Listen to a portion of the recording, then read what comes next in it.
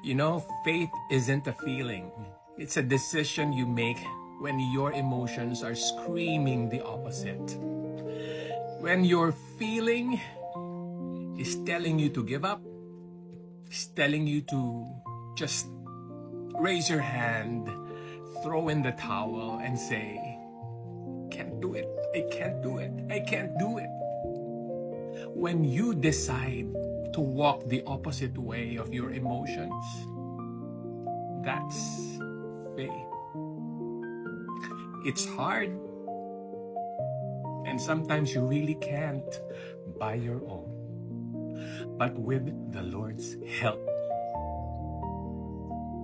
you can abandon your emotions and just have the faith that God has your back. Kahit na nakakatakot na ang nasa harap mo, hahakbang ka pa rin. Bakit?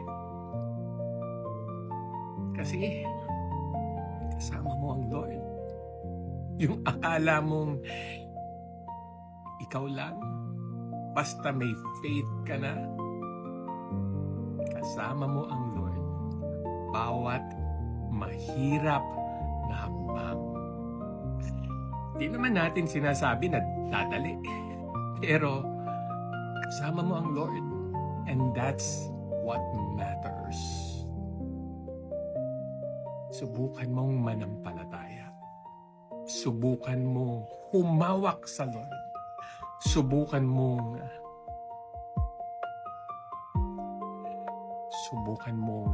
yakapin siya ngayon. Para naman makapagpahinga ka na. Para naman makakilos ka na, makalabas ka na sa kulungan sa buhay. Trust God. God bless.